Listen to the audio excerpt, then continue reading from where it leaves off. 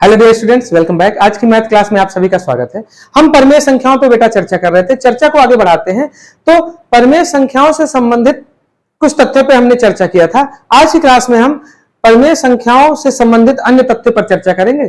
सबसे पहले हम आज की क्लास में लासा और मासा निकालना सीखेंगे, क्योंकि क्लास 10th में परमेय संख्याएं जो कि अध्याय 1 है उसमें लासा और मासा से संबंधित जानकारी पूछी गई है। तो आज हम लासा और मासा निकालना सीखेंगे और लासा और मासा से संबंधित कुछ सवालों को हल करेंगे। आई होप कि आपको वीडियो अच्छी लगेगी। और चलिए आज की क्लास को हम शुरू करते हैं। स्टूडेंट्स, इस क्लास के माध्यम से हम लासा निकालना सीखेंगे। देखिए, लासा जिसे हम लघुत्तम समापवर्त के नाम से जानते हैं, इसे इंग्लिश में बेटा लीस्ट कॉमन मल्टीपल अर्थात एलसीएम के नाम से भी जाना जाता है। ठीक, एक्चुअल में लासा क्या है, लासा की उपयोगिता क्या है, आप जैसे जैसे आगे बढ़ेंगे और मैथ्स के बारे में पढ़ेंगे सीखेंगे तो आपको हर जगह पर लासा और मासा की उपयोगिता समझ में आएगी, जरूरत पड़ेगी।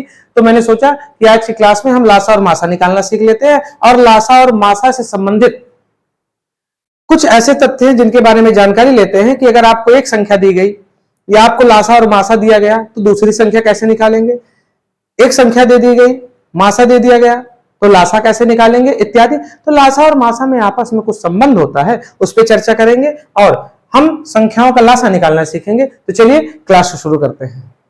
स्टूडेंट्स, सबसे पहले हम दो संख्याएं लेंगे। तो जैसे मान लीजिए मैंने अभी एक संख्या ले लिया 16 और एक संख्या ले लिया 24 और मुझे इनका लासा निकालना है। देखिए, लासा निकालने का सबसे आसान तरीका क्या है, आप ऐसे एक कॉलम बना लीजिए।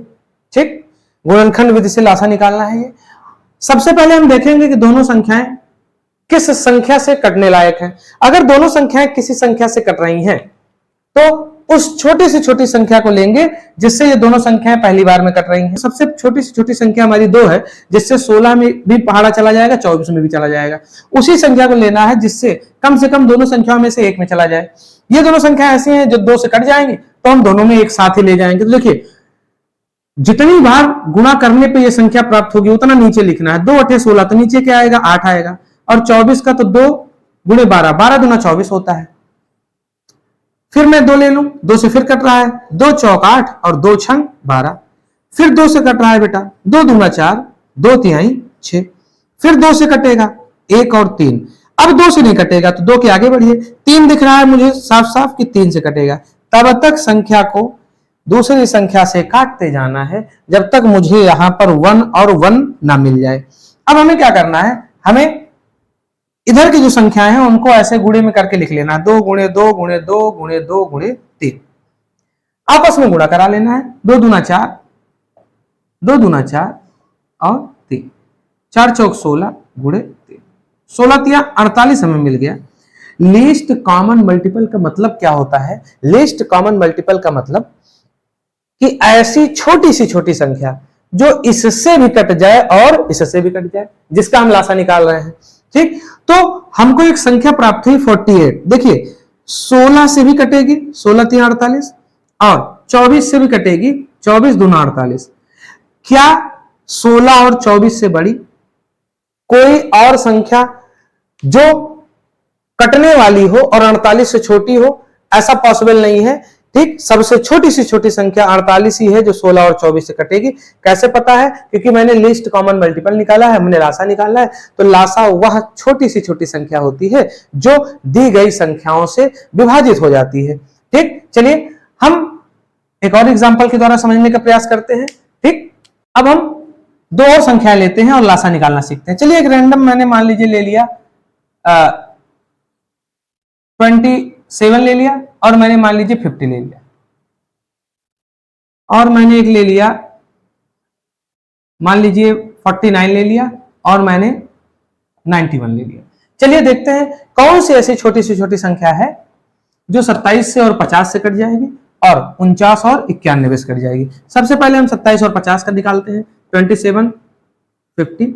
देखिए, डिविजिबिलिटी रूल यहां काम में आता है। देखिए, 7 दोनों 3 से कट रहा है। डिविजिबिलिटी रूल में 3 की डिविजिबिलिटी मैंने आपको बताया था कि संख्याओं का योग करिए, अगर संख्याओं का योग कट रहा है तो संख्या भी कटेगी। 3 से ले जाइए, 3 9 27, 50 को ऐसे छोड़ दीजिए क्योंकि 3 से 50 कटेगा नहीं। तो जब तक आगे वाली संख्या कट रही है इस संख्या से उसे करते जाइए, पिछली नहीं कट रही है तो ऐसे उतारते जाइए। 3 से कर लेते हैं, 3 3 9, 50 उतर जाएगा। 3 से कर लेते हैं, 3 1 के 3, 50 उतर जाएगा। बेटा 2 से कर लेते हैं या 5 से कर लेते हैं, चलिए 5 से कर लेते हैं, ठीक, या चलिए आप 2 से ही कर लेते हैं, 1 25। देखिए इसमें स्टेप का कोई बड़ा वो नहीं होता, 5 से कटेगा, 5 25 25 और 5 से कटेगा, ठीक। हमको सवाल का हल निकालने से मतलब है, ठीक। आप यहाँ 2 से भी करके पहले इसको 25 पे ला सकते थे, फिर यहाँ 3 से करते, फिर 5 से करते, ठीक। मैंने 3 से पहले कर दिया, ये कोई बहुत बड़ा इशू नहीं है, पहले 2 से करना था, फिर 3 से, फिर 5 से, छोटे से बड़े के क्रम में जाए ऐसा कोई जरूरी नहीं है। जितना जल्दी से जल्दी हम काट के हल निकाल सकते हो, हमारा समय बच जाए और आंसर सही सही आ जाए, इसको हमको प्रायोरिटी देनी है। जो हमें उत्तर मिला वो मिलता है बेटा 3 गुणे 3 गुणे 3 गुणे 2 गुणे 5 गुणे 5। चलिए देखते हैं, 3 3 9 3 27। जब गुणा बड़ा हो जाए तो उसको छोटे छोटे में किया करो, 5 25 25 दूना 50, ठीक। जीरो कर लीजिए, 7 25 35 5, चले 3 5 दूनी 10 3 13, 1350। तो 27 और 50 का लासा मुझे क्या मिला, 1350। 1350 वह छोटी सी छोटी संख्या है जो 27 से भी कट जाएगी और 50 से भी कट जाएगी, ठीक। अब क्योंकि 27 से कट रही है, 50 से तो कट रही है, क्यों, लास्ट में यहां भी जीरो है, यहां भी जीरो है, ये 5 से डिविजिबल है, ये भी 5 से डिविजिबल हो जाएगा, आखिरी संख्या 0 या 5 हो। तो मैंने चेक कर लिया कि 27 से चेक करना, तो देखिए 7 2 9 3 की डिविजिबिलिटी रूल, यहां देखिए 5 3 8 1 9, यहां भी संख्याओं का योग 9 हो रहा है, 3 से कटने वाला, ठीक। तो ये संख्या वह छोटी से छोटी संख्या है जो 27 और 5 दोनों से विभाजित होगी। तो लासा में हम छोटी सी छोटी संख्या को ज्ञात करते हैं जो दी गई संख्याओं से कट जाए। चलिए 49 और 91 का देखते हैं, 49 एंड 91। सबसे पहले हम 7 ले लें अगर, तो 7 7 49 और 13 7 91 होता है। फिर 7 ले लेंगे, 1 बचेगा बेटा, 13 बचेगा, और फिर 13 ले लेंगे क्योंकि 13 और किसी से नहीं कटेगा। तो हमारे पास आता है 7 गुणे 7 गुणे 13, 7 7 49 गुणे 13। अगर आपको 13 का पहाड़ा याद है तो कम से कम जितने ज्यादा से ज्यादा हो सके पहाड़े याद कर लीजिए। 13 9 117, 7 लिखा मैंने, 11 हासिल बचा, और 13 चौक 52, 52 1 53 10 63, 637 वह छोटी सी छोटी संख्या होगी जो 49 से भी कटेगी और 91 से भी कटेगी, ठीक। देखिए अगर ये 7 से कट रहा है तो ये भी 7 से कटने वाली है, 7 9 63, 7 1 के 7, और जैसे काटेंगे देखिए 9 से भी देखिए 91 से देखेंगे, तो अगर मैं 7 टाइम्स लेके जाता हूं तो देखिए 7 1 जा 7 और 7 9 जा 63, तो 637 वह छोटी सी छोटी संख्या होगी जो 49 और 91 से कटेगी। तो 49 और 91 का लासा क्या निकल के आएगा, लीस्ट कॉमन मल्टीपल क्या निकल के आएगा, 637। तो आई होप कि आपको लासा निकालना समझ में आया होगा। चलिए हम दो संख्याओं का मासा निकालना सीखते हैं और उसके बाद लासा और मासा के आपस के संबंध के बारे में चर्चा को आगे बढ़ाएंगे। साथियों अब हम संख्याओं का मासा निकालना सीखेंगे। मासा जिसे महत्तम समापवर्त या हाईएस्ट या ग्रेटेस्ट कॉमन फैक्टर कहते हैं, ये कैसे निकाला जाता है। तो चलिए दो संख्याएं लेते हैं। मैंने मान लीजिए कि मुझे 12 और 20 का मासा निकालना है, ठीक। मासा निकालना हम भाग विधि से सीखेंगे पहले, फिर मैं दूसरी विधि से भी बताऊंगा। चलिए सबसे पहले हम भाग विधि से अगर बात करते हैं तो 12 और 20 छोटी संख्या से बड़ी संख्या में भाग जाएगा, इतना तो आपको बेसिक जानकारी होगी। तो हम सबसे पहले 12 से 20 में भाग ले जाएंगे। देखिए 12 1 के 12 घटाएंगे 8 बचेगा। अब जो बचा हुआ है इससे जिस संख्या से आपने भाग दिया था उस संख्या में भाग जाएगा। 12 यहां उतार लीजिए, 8 1 के 8 घटाइए 4 बचा, फिर इस 4 से इसमें 4 दूना 8 कट गया। देखिए ध्यान से, छोटी सी संख्या से बड़ी संख्या में पहले मैंने भाग दिया, एक बार दो बार तीन बार जितनी बार जाए इससे हमारा कोई लेना देना नहीं है। जो हमारा बचता है उससे जिस संख्या से मैंने भाग दिया था उसमें भाग दिया जाता है। देखिए 12 को मैंने यहां लाके उतारा, 8 से गया, एक बार गया, 4 बचा। अब इस 4 से फिर इस 8 में भाग दिया गया, कट गया। पूरा न कट जाता तो जहां आता उससे 4 में भाग दिया जाता। अंत में वह छोटी सी छोटी संख्या जिसके भाग द्वारा हमें उत्तर 0 प्राप्त हो जाए उसे हम क्या कहते हैं, मासा कहते हैं। मासा मतलब महत्तम समापवर्त, अर्थात वह बड़ी से बड़ी संख्या जिससे यह दोनों संख्याएं विभाजित हैं वो क्या होगी, हमारी 4 होगी, ठीक। तो मासा निकालने की ये भाग विधि है। कुछ और एग्जांपल देखते हैं। जैसे मान लीजिए मैंने 15 और 100 का मासा निकालना है। चलिए देखते हैं। 15 से पहले मैं 100 में भाग दूंगा, तो आपको पता है 15 छक्का 90, 10 बचेगा। इस 10 से इस 15 में भाग देंगे, 10 1 के 10, 5 बचेगा। इस 5 से 10 में भाग देंगे तो 5 दूना 10 पूरी तरह कट जाएगा। तो जो मेरा मासा निकल के आएगा बेटा वो क्या आएगा? 5 आएगा। 5 इकलौती वह बड़ी से बड़ी संख्या है जिससे 15 भी कटेगा और 100 भी कटेगा। मासा का मतलब मैंने कहा महत्तम समापवर्ग, हाईएस्ट कॉमन फैक्टर, कि वह बड़ी से बड़ी संख्या जिससे दोनों संख्याएं या 3 संख्याएं हो वो भी विभाजित हो जाए, उसे हम मासा कहते हैं। वैसे तो देखिए 5 से 15 कटेगा, 100 को तो आप 10 से भी काट सकते हो, 50 से भी काट सकते हो कि, लेकिन क्या 10 से 15 कटेगा? नहीं कटेगा। ठीक, 15 तो 3 से भी कट जाएगा, 3 पचे 15, लेकिन क्या 3 से 100 कटेगा? नहीं कटेगा। तो मासा हम अगर निकाल रहे हैं तो मासा का मतलब कि जो हमें उत्तर प्राप्त होता है वह बड़ी से बड़ी संख्या होती है जिससे दोनों, कॉमन फैक्टर इसीलिए तो कहा जाता है, जिससे दोनों संख्याएं आसानी से कट जाएं। चलिए 2 संख्याओं का हो गया। अगर मैं 3 संख्याओं के लासा और मासा की बात करूं तो 3 संख्याओं से संबंधित लासा और मासा का वीडियो हम अगले पे चर्चा करेंगे। अभी हम लासा और मासा का आपस में संबंध और कुछ उदाहरणों पे चर्चा कर लेते हैं, ठीक, ताकि लासा और मासा का आपसी संबंध और उदाहरण के द्वारा हम उस संबंध को अच्छे से समझा सके, समझ सके। लासा और मासा 2 संख्याओं का आसानी से निकाल लेंगे, 3 का भी निकाल लेंगे, 4 का भी निकाल लेंगे। ठीक, 3 या 4 से बड़ी संख्याओं का लासा मासा आता नहीं है। लासा और मासा सीधे तौर पे ऐसे नहीं पूछे जाते कि इस संख्या का लासा मासा बताइए। जनरली आपको सवाल दे देंगे कि वो 10 मीटर चला, फिर 15 गया, 25 गया, ऐसे वगैरह करके। ठीक, तो उन सवालों पे भी हम चर्चा करेंगे। चलिए हम क्लास को आगे बढ़ाते हैं और लासा और मासा का और संख्याओं का आपस में जो संबंध होता है उस पर चर्चा को करते हैं। देखिए बेटा, अगर 2 धनात्मक संख्याएं हैं, मैंने मान लीजिए ए और बी 2 धनात्मक पूर्णांक है, इनमें आपस में और लासा और मासा में क्या संबंध होगा कि ए गुणे जो बी होगा बेटा वो इनका एलसीएम गुणे एचसीएफ होगा। अर्थात कि पहली संख्या गुणे, अगर 2 संख्याएं हैं तो दूसरी संख्या बराबर जो होगा वो मासा और लासा का क्या होगा बेटा? गुणा होगा। ठीक, ऐसे अगर मैं कहता हूं कि एक संख्या हमारी 13 है और दूसरी संख्या हमारी 20 है, तो 13 और 20 का जो लासा और मासा आएगा उनका आपस में गुणा करेंगे और 13 और 20 का गुणा करेंगे तो ये दोनों मान आपस में बराबर होंगे। चलिए एक छोटे एग्जांपल द्वारा समझते हैं। मैं छोटा हो जाए इस वजह से 5 और 10 ले रहा हूं। चलिए फट से निकालते हैं। 5 1 5, 5 दूना 10, 2 निकाल लेते हैं। इनका एक मान हमें 10 प्राप्त हो गया।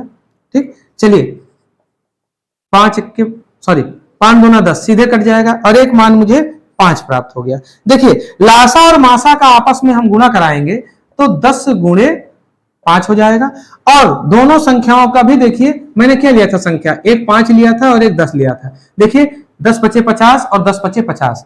तो एक छोटे से एग्जांपल द्वारा हमने देखा कि लासा और मासा निकाला, लासा और मासा का आपस में गुणा किया तो वह उसका जो मान आता है वो पहली संख्या और दूसरी संख्या के गुणनफल के बराबर आता है। ठीक, चलिए हम इसको सवाल कैसे इससे संबंधित आता है उस पर 1-2 उदाहरण पे चर्चा कर लेते हैं। ठीक, देखिए बच्चों, एक उदाहरण पे मैं चर्चा करना चाहूंगा। एक सवाल है कि ए और बी का मासा 12 है, इनका गुणनफल आपस में 3600 है, तो लासा बताइए। अगर मैं इस माध्यम से ज्ञात करूं तो मैंने लिखा है ए गुणे बी बराबर मासा गुणे लासा या लासा गुणे मासा। अब मुझे ए गुणे बी पता है कितना, 3600, बराबर मुझे मासा पता है कितना, 12, गुणे लासा निकालना है। अब अगर मैं लासा बराबर करता हूं तो मुझे एक बात बताइए, ये 12 गुणे में है, यहां आएगा तो क्या हो जाएगा, बटे में हो जाएगा। ठीक, तो लासा बराबर क्या हो जाएगा, 3600 बटे 12, 12 3 36 और डबल जीरो उतर गया। तो संख्याओं का गुणनफल 3600 था, मासा मुझे पता था 12, मैंने लासा निकाल लिया कितना, 300। देखिए नियम क्या कहता है, संख्याओं का गुणनफल बराबर मासा गुणे लासा। 12 और 300 को गुणा कराइए तो 12 3 3600 आएगा कि नहीं। तो मैंने चेक भी कर लिया कि मेरा आंसर सही है। तो मुझे एक चीज समझ में आई कि इसी फार्मूले से मैं लासा और मासा का फार्मूला बना सकता हूं। अगर मासा बराबर मैं बात करूं और मैं लासा बराबर बात करूं और मुझे कुछ भी संख्याओं का गुणनफल दिया हो, एक संख्या दी गई हो, लासा मासा दिया हो, विभिन्न प्रकार के सवालों को हम इन्हीं का आपस में इंटरचेंजिंग करके हल निकाल सकते हैं। जैसे अभी मैंने यहां लासा निकाला था, तो संख्याओं का गुणनफल बटे मासा कर दिया था। तो अगर मासा निकालना हो तो मैं क्या करूंगा, संख्याओं का गुणनफल बटे लासा कर दूंगा। तो मासा बराबर हो जाएगा a गुणे b बटे लासा। सेम ऐसे जब मुझे लासा निकालना हो तो मैं कर दूंगा a गुणे b बटे मासा। तो इस तरीके से आप दो संख्याएं हो, उनका गुणनफल दिया हो या लासा या मासा दिया हो, कुछ भी पूछे, आप इस प्रकार के उदाहरणों को हल कर सकते हैं। चलिए एक दो और उदाहरण हम देखते हैं और हम लासा और मासा से संबंधित इस प्रकरण को और जांचते हैं और अपनी जानकारी को आगे बढ़ाते हैं। आप इसे नोट कर लीजिए। हम अगला उदाहरण देखते हैं। देखिए एक और उदाहरण है जिस पे हम चर्चा करते हैं। उदाहरण कुछ इस तरीके का है कि यदि मासा और संख्या भी दिया है ब्रैकेट में 35 45 बराबर 5 और लासा 35 और 45 का बराबर 63 गुणे a है, तो a की वैल्यू निकालने के लिए कहा है। देखिए इस सवाल को हम कैसे हल करेंगे। हमें पता है कि मासा गुणे लासा बराबर पहली संख्या गुणे दूसरी संख्या। अगर मैं इसमें मासा का मान रखता हूं जो कि 5 है, गुणे लासा का मान बेटा देखिए यहां क्या लिखा है 63 गुणे a है, तो बराबर पहली संख्या गुणे दूसरी संख्या। a की वैल्यू यहां 35 और b की 45 दिया है, 35 गुणे 45। a यहां इसके साथ बेटा ये गुणे में है, अगर मैं a की वैल्यू निकालूंगा तो यहां से आ जाएगा, तो यहां बटे में हो जाएगा। बराबर के उधर स्थान परिवर्तन होने पर चिन्हों में भी परिवर्तन होता है। अगर आप लेफ्ट हैंड साइड से राइट हैंड साइड में जाएंगे तो यहाँ का गुणा वहां का भाग हो जाता है, यहाँ का भाग यहाँ का गुणा हो जाता है। आगे आप जब मैथ्स की आगे की क्लासेस में सीखेंगे तो यहाँ पर हम 5 गुणे 63 कर लेंगे। ठीक, चलिए काटते हैं। 5 9 45, 9 7 63 और 7 5 35। ठीक, a की वैल्यू मेरी निकल के क्या आ जाएगी बेटा 5 आ जाएगी। ठीक, तो मासा हमारा 5 था, लासा हमारा 63 मल्टीप्लाइड बाई a था और a की वैल्यू हमारी निकल के क्या आ गई 5 आ गई। a की वैल्यू ही पूछा था। तो आज हमने लासा और मासा का आपस में संबंध, दो संख्याओं का लासा और मासा निकालना सीखा। अगली वीडियो में हम 3 संख्याओं का लासा और मासा और 3 संख्याओं से संबंधित अगर लासा और मासा के ऐसे सवाल आ जाते हैं तो उन्हें हल करना सीखेंगे। आई होप कि आज की वीडियो आपको अच्छी लगी होगी। अगर क्लासेस अच्छी लग रही हैं तो चैनल को सब्सक्राइब कर लीजिए और अपने साथियों के साथ भी इन क्लासेस को शेयर करिए। अपना ख्याल रखिए, पढ़ते रहिए। जल्दी हम मिलेंगे एक और क्लास के साथ। तब तक के लिए बी हैप्पी, बी हेल्दी। जय हिंद।